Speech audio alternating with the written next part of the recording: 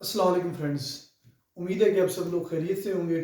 और आज हमारा जो लेक्चर है वो है लॉन्ग क्वेश्चन पे। बेसिकली हम एक्सरसाइज कर रहे हैं चैप्टर 1 की। तो हमारे पास जो है ना वो लॉन्ग आंसर क्वेश्चन जो हैं इनको आज हम स्टार्ट करने लगे हैं। तो हमारे पास टोटल 4 लॉन्ग क्वेश्चन हैं। 2 इस वीडियो में मैंने डिस्कस किए हैं और 2 इंशाल्लाह नेक्स्ट लेक्चर में जो है ना वो डिस्कस करूँगा। तो सबसे पहला लॉन्ग है, define element and classify the element with example. Element क्या है और एलिमेंट की क्लासिफिकेशन जो है ना हम कैसे करते हैं, और एलिमेंट की क्लासिफिकेशन बताएं विद एग्जांपल्स। सबसे पहले एलिमेंट की डेफिनेशन देखते हैं। A substance that is made up of same type of atoms having same atomic number and can not be decomposed into simple substances by ordinary chemical means.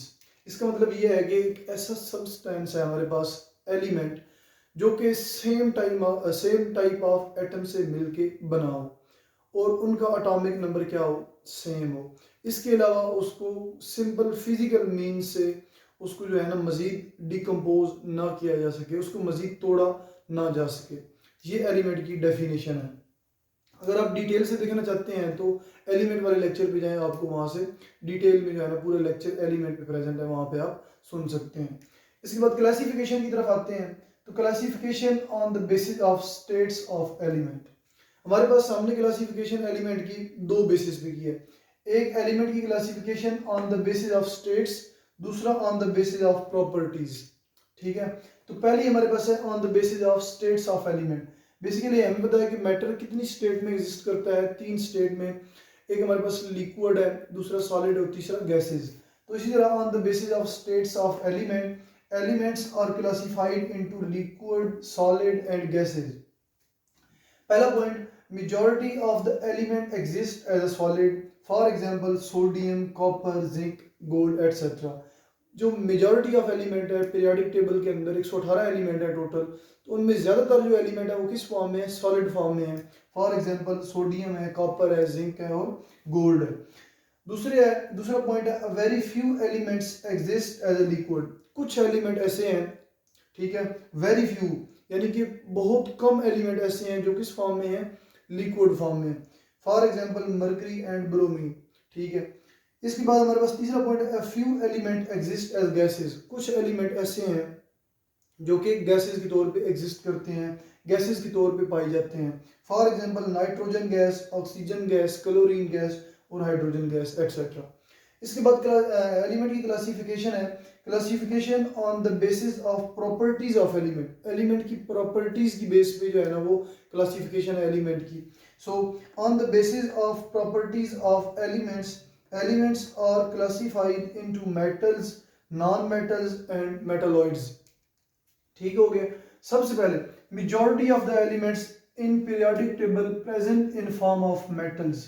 For example sodium, potassium, calcium, magnesium, rubidium etcetera. ज़्यादातर जो element हैं periodic table के अंदर वो किस form में है, metals की फॉर्म में है। ठीक है, अगर प्रॉपर्टीज की बेस पे देखा जाए तो मेटल्स कौन से होते हैं जिनमें से इलेक्ट्रिक करंट पास कर सकता है due to presence of free electrons. ठीक है, ये एडिशनल चीज बता रहा हूँ। तो मोस्टली एलिमेंट किस फॉर्म में है, मेटल्स की फॉर्म में। Few elements present in form of non metals. For example chlorine, fluorine, bromine, iodine. कुछ एलिमेंट ऐसे हैं जो कि नॉन मेटल के तौर पे एग्जिस्ट करते हैं, जैसे क्लोरीन, फ्लोरीन, ब्रोमीन और आयोडीन। ये जो एलिमेंट है इनमें से इलेक्ट्रिक करंट पास नहीं कर सकता, ये क्या है, नॉन मेटल्स है। आगे तीसरा है, very few elements present in form of metalloids. कुछ एलिमेंट ऐसे हैं जो कि मेटालॉइड्स की फॉर्म में प्रेजेंट है। ठीक है, मेटालॉइड्स ऐसे एलिमेंट हैं जो कि करंट पास करने भी देते हैं और नहीं भी करने देते, यानी कि एक लिमिट में करंट पास करने देते हैं, जो जिनको बोलते हैं कि दरमियान में एग्जिस्ट करते हैं। इस साइड पे मेटल है, इस साइड पे नॉन मेटल है और ये दरमियान में एग्जिस्ट करते हैं, यानी एज ए मेटल के तौर पे भी एक्ट करते हैं और एज अ नॉन मेटल के तौर पे भी एक्ट करते हैं। फॉर एग्जांपल सिलिकॉन, बोरॉन, आगे एंटीमनी, ये एसबी एंटीमनी है, और आगे जीई ये जर्मीनियम है। ठीक है, ये 4 एग्जांपल मैंने दिए हैं। हमारे बेसिकली जितने भी सेल फोन जो बने हुए हैं, सेल फोन के अंदर जो ट्रांजिस्टर यूज करते हैं हम, ठीक है, वो किसके बने होते हैं, सिलिकॉन, इसके हमारे पास जो है ना ये मेटलॉइड्स के बने होते हैं। उसका रीजन ये है कि जो मेटल्स है ना, ये थोड़ा जनरली बता देता हूँ, जो मेटल्स होते हैं ना हमारे पास, उनके अंदर वेरी हाई करंट यानी कि बहुत ज़्यादा करंट आप पास कर सकते हैं। ठीक है, आपके पास ये जो बड़ी बड़ी वोल्टेज की तारें गुजर रही होती हैं, ये इन एलिमेंट्स की बनी होती हैं, ठीक है ना, मेटल्स की बनी होती हैं। बाकी जो नॉन मेटल्स हैं वो तो करंट पास करते ही नहीं है। जो मेटलॉइड्स हैं इनमें बहुत थोड़ा करंट जो है ना वो पास होता है, बहुत कम करंट पास होता है। इस वजह से जो है ना हमारे सेल फोन की जो छोटे छोटे ट्रांजिस्टर होते हैं, लैपटॉप्स के अंदर डिफरेंट ट्रांजिस्टर लगे होते हैं, कैपेसिटर लगे होते हैं, ठीक है, जो कि एनर्जी स्टोर करते हैं और एनर्जी देते हैं आगे पीछे। सही हो गया, तो वो किसके बने होते हैं हमारे पास, ये मेटलॉइड्स के बने होते हैं, क्योंकि ये बहुत कम ही करंट में जो है ना, बहुत ही कम मिकदार में करंट पास करते हैं। फॉर एग्जांपल आप कह सकते हैं कि 0.2 एम्पेयर, 0.5 एम्पेयर, ठीक है, 1.5 एम्पेयर, इस तरह की जो जितना भी करंट है ना, ये थोड़ा सा करंट ये जो है ना ये अलाउ करते हैं पास करने को।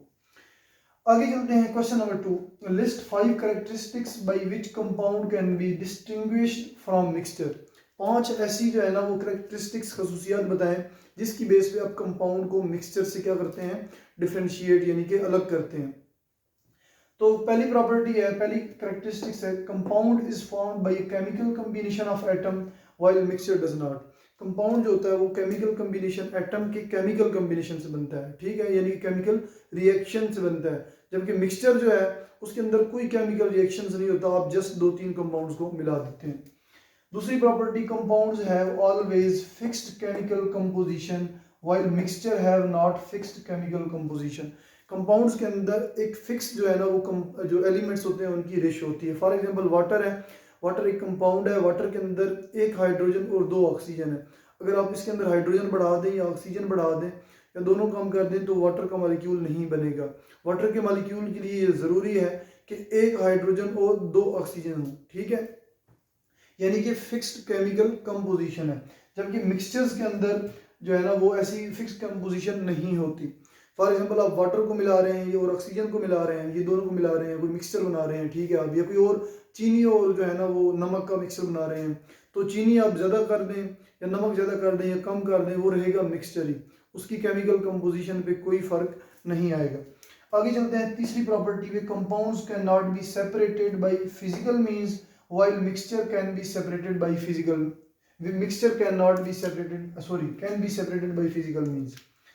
कंपाउंड्स जो है वो जो है ना उनको आप सिंपल फिजिकल मीन से सेपरेट नहीं कर सकते, जबकि मिक्सचर जो है, मिक्सचर के अंदर 2-3 कंपाउंड जितने भी प्रेजेंट है उनको आप फिजिकल मीन से आप इजीली जो है ना उनको सेपरेट कर सकते हैं।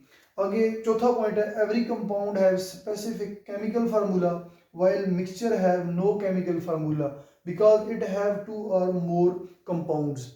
जो कंपाउंड्स होते हैं वो क्या है, उनका एक स्पेसिफिक केमिकल फार्मूला है। फॉर एग्जांपल वाटर है, ठीक है, उसका केमिकल फार्मूला है H2O।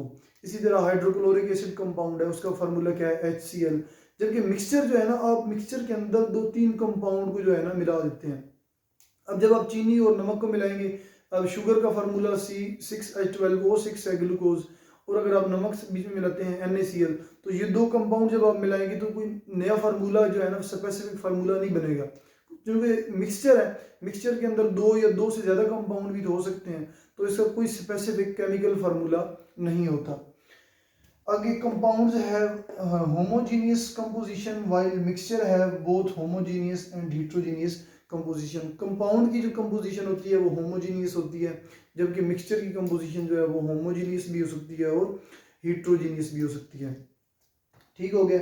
इसका मतलब पता है क्या है, इसका मतलब ये है कि आप जो कंपाउंड लेते हैं ना वो एक ही कंपोजिशन में होगा।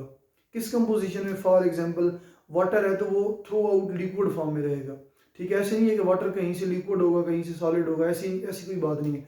वो अगर लिक्विड है तो लिक्विड की स्टेट में रहेगा, ठीक है। उसका कलर अगर नो कलर है, कोई कलर नहीं है उसका, तो थ्रू आउट कोई कलर नहीं रहेगा। इसके अलावा ब्रोमीन जो है ना, सॉरी, ब्रोमीन लिक्विड है, ब्रोमीन लिक्विड का अगर कलर जो है वो अगर आप कह सकते हैं कि रेड कलर है उसका या कोई भी कलर है उसका, तो वो थ्रू आउट कलर उसका सेम ही रहेगा। ऐसे नहीं है कि कहीं से ब्लैक होगा, कहीं से ब्राउन होगा, कहीं से कोई कलर होगा, ऐसे नहीं होगा। जबकि मिक्सचर के अंदर, तो इस वजह से उसको हमने होमोजीनियस मिक्सचर बोला, होमोजीनियस कंपोजिशन बोला कंपाउंड के लिए। जबकि मिक्सचर के अंदर क्या होता है कि अगर आप सम टाइम पानी के अंदर कोई ऐसी चीज़ जो है ना, मिट्टी, फर्ज करें मिट्टी, मट्टी और पानी का आप मिक्सचर बनाते हैं तो पानी के अंदर जैसे ही मट्टी डालेंगे तो मट्टी नीचे जाके बैठ जाएगी, मट्टी का अलग से कलर होगा और पानी का अलग से कलर होगा। एक ये चीज़, ऊपर से पानी लिक्विड होगा और नीचे जो मट्टी पड़ी होगी वो किस फॉर्म में होगी, सॉलिड फॉर्म में होगी। इस तरह जो है ना लिक्विड और सॉलिड दो चीज़ें प्रेजेंट होगी, तो ऐसा कंपाउंड के अंदर तो नहीं होता, ठीक है। तो इस वजह से जो है ना वो मिक्सचर जो है वो उसकी हिट्रोजीनियस कंपोजिशन है। अब मिक्सचर की होमोजीनियस कंपोजिशन भी हो सकती है अगर आप पानी के अंदर जो है ना वो शुगर मिलाते हैं, ठीक है, पानी के अंदर शुगर को सॉल्युबल कर लेते हैं तो उसका जो है ना वो टोटली लिक्विड फॉर्म में आ जाता है। तो इस वजह से वो होमोजीनियस मिक्सचर में भी एग्जिस्ट कर सकता है। तो मिक्सचर जो है वो होमोजीनियस भी हो सकता है और हेट्रोजीनियस भी उसकी कंपोजिशन हो सकती है, जबकि कंपाउंड की ओनली होमोजीनियस जो है ना वो केमिकल कंपोजिशन होगी। तो यहाँ तक हमारे जो है ना वो दो क्वेश्चन क्लियर हो जाते हैं और इंशाल्लाह जो है ना मिलते हैं नेक्स्ट लेक्चर में। ओके, अल्लाह हाफिज़।